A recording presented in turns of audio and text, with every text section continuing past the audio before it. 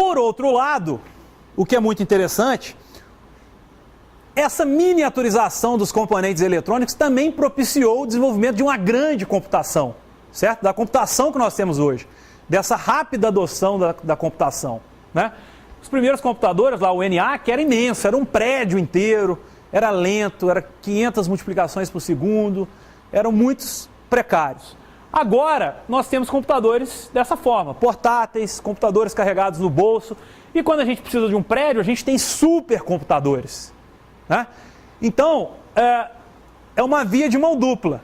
A computação auxilia o desenvolvimento rápido da nanotecnologia, mas a nanotecnologia também pode ajudar no desenvolvimento de novos computadores, certo?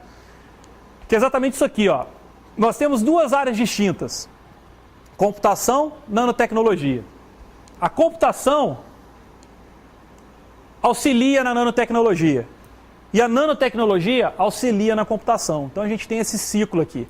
Essa talvez seja uma mensagem muito importante que vocês têm que levar para hoje e para esses dias. O que nós vamos falar hoje e amanhã? Nós vamos falar desse caminho aqui, ó, computação para nanotecnologia, certo? Que é a nanotecnologia computacional, como a gente vai ver lá mais para frente. Agora, esse caminho aqui, ó, nanotecnologia para computação, a gente pode falar de nanocomputação. Aí vai ser o tema da minha palestra, aí mais curtinho, de 1 hora na segunda-feira, aquele horário de 1 hora, 1 e pouco, ok? Bom, então, terminado essa questão da motivação e da introdução do tema que vai ser essa palestra, vamos falar um pouquinho sobre nanotecnologia, né? Começando com o que é nanotecnologia, né? Obviamente. Bom, primeiro, o que é nano? Vocês já viram lá na notícia do Barcelona, nanico. Nanico, nano, mesmo prefixo, coisas parecidas. Então, nano quer dizer coisa pequena, né? Então, nano é uma palavra, um prefixo do grego antigo que significa anão, certo? Então, nano é apenas uma dimensão. Quando a gente usa esse prefixo nano em uma unidade de medida, ele quer dizer 1 bilionésimo de alguma coisa, né? Então, eu tenho 1 micrômetro, 1 centímetro, 1 nanômetro e assim por diante, ok? Então, o nanômetro é 1 bilionésimo de um metro, 10 a menos 9, né? 10 a menos 9 do metro. Então, é apenas uma dimensão. Então, colocar nano em alguma coisa não quer dizer absolutamente nada. Está querendo dizer que o negócio é pequeno, né?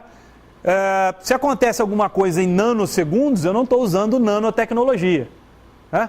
Se uma poeirinha tem 2 nanômetros de diâmetro, isso não é, essa partícula não quer dizer que é nanotecnologia. A nanotecnologia vai além disso, né? A gente vai ver daqui a pouco. Bom, mas é legal a gente tentar entender um pouco o que são essas dimensões, né? É um 10 a menos 9, mas o que é isso, esse 10 a menos 9? Não sei se vocês vão conseguir ver bem isso aqui. O pessoal de trás aí está conseguindo enxergar? Não? Vou tentar traduzir para vocês aqui imagens e palavras. Bom, o que nós temos aqui? Nós temos a escala aqui de 1 metro até 1 angstrom, né? 10 a menos 10, 0,1 nanômetros. Bom, aqui são coisas que a natureza tem, né? Então eu tenho ali uma formiga, que a gente consegue ver, a gente consegue enxergar, certo? A gente consegue interagir. Aí a gente vai diminuindo, aí tem uma bactériazinha, uma pulga, aqui eu tenho mais umas partículazinhas, fio de cabelo, tá grande pra caramba aqui, de 60 a 120 micra, é bem espesso o fio de cabelo. Bom, o meu já não é tão assim mais, né? As células aqui de glóbulos vermelhos, né, que tem aqui, deixa eu colar aqui no meu computador que é melhor, de 2 a 5 micra. Aí aqui eu tenho um ATP, uma molécula de ATP, aqui a gente já está na nanométrico, 10 nanômetros de diâmetro, a molécula de ATP. O que é a molécula de ATP? A molécula de ATP é a que gera energia para o nosso corpo, né? É o nosso reator, transforma nosso alimento, nossa respiração em energia para que a gente possa interagir, para a gente possa gastar. E descendo mais um pouquinho aqui, algumas unidades de nanômetro de diâmetro, nós temos as moléculas de DNA, certo? Tudo isso da natureza. A molécula de DNA é o código-fonte aí da nossa vida, né? É a nossa programação, que alguém programou, né? A natureza foi programando isso ao longo dos anos, ok? Bom, então a gente conseguiu caminhar aqui nas dimensões. Bom, a natureza fazer isso é fácil, né? Até porque a natureza provavelmente começou com poucas moléculas, foi juntando as coisas, as coisas foram formando novas coisas e assim por diante. E a natureza, ela tem recursos e tempos infinitos, certo? Se eu também tivesse recurso e tempo infinito igual à natureza, eu ia ser igual a ela. Brincadeira da parte, né?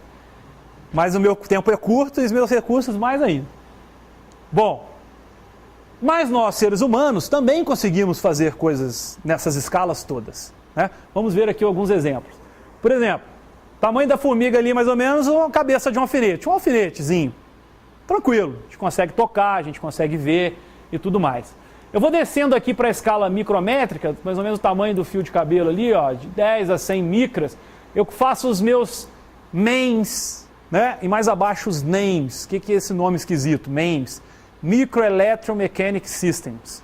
Sistemas eletromecânicos, microscópicos.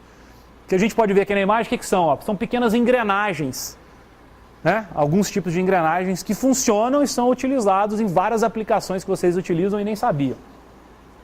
Bom, vou descendo aqui, eu tenho um conglomerado aqui de materiais formando um tubo, né? Como se fosse uma fibra, né? Aqui, vocês estão vendo aqui acredito que vocês estão vendo 4 pedacinhos aqui em amarelo. Isso vocês estão vendo, né? Isso está na escala micrométrica e são contatos de ouro, que a gente tem nos computadores e tudo mais, para fazer os contatos elétricos. O que vocês não estão vendo é a setinha, está mostrando aqui, ó. É o que tem. Eu não posso passar da área delimitada aqui.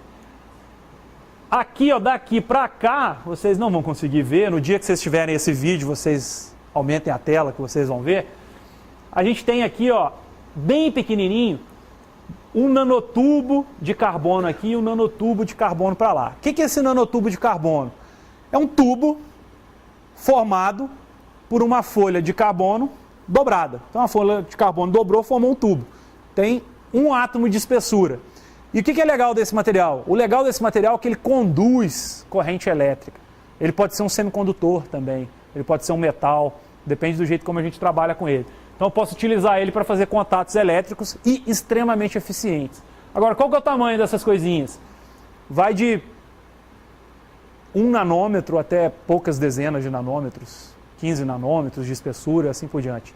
Então são bem pequenininhos, ok? E mais coisas aqui ainda. Estão vendo essa imagem aqui? Vocês estão conseguindo ver um monte de pontinho aqui meio bagunçado. Aí depois ele vai ganhando forma e depois ele vira um círculo. Isso vocês conseguem observar, né? O que é cada pontinho desse? Cada pontinho desse é um átomo. E um de nós, seres humanos, foi lá com um microscópio especial, que a gente vai falar dele um pouco mais para frente, conseguia sentir átomo por átomo, arrastar esses átomos, átomo por átomo, e colocar na posição que ele queria. Então ele foi mexendo com os átomos até formar essa estrutura de pouquíssimos nanômetros de diâmetro, já que a gente está trabalhando átomo a átomo. Ok? Bom, então agora vocês têm uma ideia aí mais ou menos das dimensões. A natureza, obviamente, já tem isso muito desenvolvida e acreditam agora que nós, seres humanos, também podemos trabalhar nessas dimensões. Bom, então vamos definir agora as coisas. O que é nano? Não apenas o prefixo nano, isso a gente já sabe, vocês já viram. O que é nanociência? Bom, vamos lá. Nanociência é o estudo dos fenômenos e da manipulação dos materiais na escala atômica, molecular e macromolecular, onde propriedades são diferentes do de grande escala. O que é interessante? É interessante que os materiais não são simplesmente pequenos. A questão é que eles são pequenos e por serem muito, muito pequenos, eles têm propriedades diferentes daqueles materiais na escala maior que nós estamos acostumados. E é aí que a gente começa a tirar grande proveito para fazer coisas novas. Ok? Então isso é a nanociência, é o estudo desses fenômenos e desses materiais. E o que é então a nanotecnologia? A nanotecnologia, obviamente, que é projeto, caracterização, produção e aplicação de estruturas, equipamentos e sistemas através do controle da forma e do tamanho na escala nanométrica. Então a nanociência, eu estudo esses materiais, entendo, vejo como eles funcionam, e a nanotecnologia, obviamente, por ter o termo tecnologia, é aplicação, desenvolvimento de material, ok? Então, nós ouvimos muito falar no jornal, na televisão, no rádio, na revista, sobre nanotecnologia. E muito raramente ouvimos essa palavra nanociência, correto? Só que a gente tem muito mais nanociência, talvez, do que nanotecnologia, porque a gente tem que fazer a ciência, estudar aquilo para poder depois aplicar aquilo, certo? A nanotecnologia já seriam os produtos que chegariam até vocês. Bom, e por que essa nanoescala é tão importante? Por que faz ela diferente das outras, né? Bom, existem alguns pontos que eu vou tocar aqui. Existem mais, mas vamos aqui nos principais. Primeiro, efeitos quânticos. Nessa escala, os efeitos quânticos começam a predominar. Os efeitos da física clássica, que nós estamos acostumados, deixam de valer. E isso acarreta num monte de propriedades diferentes. Eu posso, por exemplo, mudar a propriedade de um determinado material sem mexer na sua composição química, por exemplo. Um exemplo típico disso. Lembra dos nanotubos que eu falei para vocês? Aqui nós temos imagem de 3 nanotubos. Imagina que esse material aqui é uma folha de carbono aberta, certo? O que é o legal desse material? Imagina que imagino que eu pudesse manipular, pegar esse material, essa folha, e dobrá-la, ok? Imagina que eu estou pegando daqui e aí eu posso colocá-la em qualquer um desses pontinhos pretos que estão mostrando aqui. Isso aqui são os vetores quirais que nós chamamos, N e M. Então, por exemplo, ali eu tenho o nanotubo 00, 10, 20 e assim por diante, ok? Aqui eu venho 01, 02, aqui a gente vai 1, 2, 2, 3, 3, quer dizer que eu andei 0 para cá, andei 3 para cá e 0 para cá, então eu tenho 3, 0 e assim por diante, ok? O que é legal aqui é o seguinte, não sei se vocês estão conseguindo perceber que tem alguns pontinhos aqui que são só pontinhos e eu tenho uns pontinhos com um círculo em volta, né? Então esse é só pontinho, pontinho, esse é um pontinho com um círculo em volta, pontinho, pontinho, pontinho com um círculo em volta. O que isso quer dizer? Quer dizer que ao pegar a ponta do nanotubo, enrolar, e se for num pontinho desse sólido, esse nanotubo vai ser metal, certo? Não, vai ser semicondutor, perdão, eu estava achando estranho, porque são 2/3, vai ser semicondutor. Então ele vai funcionar como um semicondutor, como um silício, que a gente usa nos computadores, germânio, acerneto de galho e vários outros materiais semicondutores que a gente trabalha. Agora, se eu pegar ele dali e jogar nesse pontinho que tem o círculo em volta, ele vai ser um metal, então ele vai funcionar como um metal, como um fio, só vai conduzir, né? A diferença é que no semicondutor eu posso controlar essa condução. Posso deixar que hora conduza, hora não conduza, e é assim que o nosso computador funciona, né? Eu deixo que hora tenha corrente, hora não tenha corrente, e isso eu vou fazendo os zeros e uns, os meus bits, certo? Aqui eu vou colocando a mesma coisa, né? Eu posso controlar. E no metal eu só tenho a condução. Só que cada pontinho desse tem um diâmetro diferente. E esse diâmetro muda também a condutividade do material. Então, se eu coloco num pontinho um semicondutor num pontinho ou um semicondutor no outro pontinho, tem 2 nanotubos semicondutores, mas de diâmetros diferentes, eles vão funcionar de maneiras diferentes, certo? Então, é um caso bem interessante de exemplo, que eu mudo a propriedade totalmente do material sem mexer na sua composição química, apenas mexendo mecanicamente ali, de certa forma. Bom, outra coisa é a organização sistêmica. Os materiais podem ser organizados sistematicamente, como entidades biológicas e materiais naturais. O que é isso? Na natureza, as coisas meio que acontecem por si só. Dadas as condições, eles se automontam, né? Se autocriam, né? Então, os materiais nessa escala, eles também, se você coloca um monte de átomos ali, um monte de moléculas e dá umas certas condições, eles vão se juntar de uma determinada forma. Se eu der as condições ideais, eles crescem da maneira que eu quero. Óbvio que isso é difícil demais de fazer, mas eu posso controlar isso, ok? E eu posso tirar proveito desse que a gente chama de self-assembly, essa automontagem, ok? Bom, aqui a gente tem um exemplo aqui de um exemplo de um dendrímero. Um dendrímero é um material, é um polímero, só que em vez de ser um polímero que é linear, comprido, como normalmente é, ele é um polímero ramificado, né? Por isso tem esses dendrímeros de árvore. Então tem esses dendrímeros. E aí eu vou criando, eles vão crescendo naturalmente, criando essas ramificações em 3 dimensões e formando cavidades aqui. E nessas cavidades eu posso, por exemplo, colocar moléculas de determinadas drogas e usar como um que a gente chama de drug delivery, para entregar moléculas de drogas. Em vez de você tomar um remédio com uma grande quantidade, você toma um comprimido com poucas quantidades e ele vai liberar apenas aonde é necessário no seu corpo, né? Coisas assim interessantes. Bom, outra coisa muito interessante e trivial de entender da nanotecnologia e muito importante é a questão da área de superfície. O que é a área de superfície? Bom, imagina que eu tenho vários cilindros desse aqui, várias esferas dessa aqui. Essas esferas, elas têm o mesmo volume de todas essas esferinhas aqui juntas, certo? Tem o mesmo volume, só que a porcentagem dos átomos que estão na superfície de todas essas esferas juntas, né, que estão na superfície, é muito pequena. Se eu for diminuindo as esferas, né, e mantendo o volume, ou seja, se eu diminuir as esferas, eu vou precisar de mais esferas com o mesmo volume. Só que eu aumento a porcentagem de átomos na superfície desse material, de todos esses materiais juntos, certo? Isso é meio intuitivo. Aqui, infelizmente, a gente não tem um quadro, não dá para fazer. Mas imagina que eu tenho um giz. Imagina que essa minha caneta fosse um giz. Se eu tenho um giz, eu tenho vários átomos aqui. É óbvio que a maioria dos átomos vão estar internamente. Poucos vão estar na superfície, certo? Bom, se eu quebro esse giz no meio, o volume continua o mesmo. Concorda?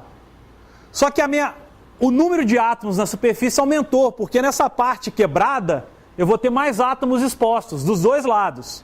Concorda? E se eu for quebrando o giz, ou fazendo o giz cada vez menor, mantendo o volume de todos eles juntos, eu tenho bem mais átomos na superfície. Certo? Agora, por que eu preciso ter átomos na superfície? Por que é interessante ter átomos na superfície? Bom, todas as reações químicas, as interações eletrônicas e tudo mais, ocorrem com quem? Por exemplo, imagina a parede e minha mão. Quando eu toco a mão aqui na parede, quem está interagindo? São os átomos da superfície da minha mão com os átomos da superfície da parede, certo? Então as reações químicas, as ligações químicas ocorrem com as moléculas, os átomos da superfície. Então, quanto mais átomo na superfície eu tiver, mais reação química eu tenho, mais ligação eu tenho de materiais. Isso é interessante, porque se eu tiver mais reação química, eu posso criar novos materiais. Se eu tiver mais ligações químicas, eu posso criar materiais mais fortes, mais resistentes, e assim por diante. Ok? E por fim, maior densidade espacial. O que eu quero dizer com maior densidade espacial? Isso é fácil para vocês entenderem pelos computadores. Aqui eu tenho a imagem do primeiro transistor que foi desenvolvido lá em 1947. Né? É uma imagem de tamanho real. Era um triângulo imenso de germânio, que tinha uma ligação de cá, uma aqui embaixo e uma aqui em cima, formando ali meu transistor. Ok? E aí eu tinha aqui esse contato do meio, permitisse que a corrente atravessasse aqui, de um lado para o outro, ou não. Ok? Isso foi sendo miniaturizado,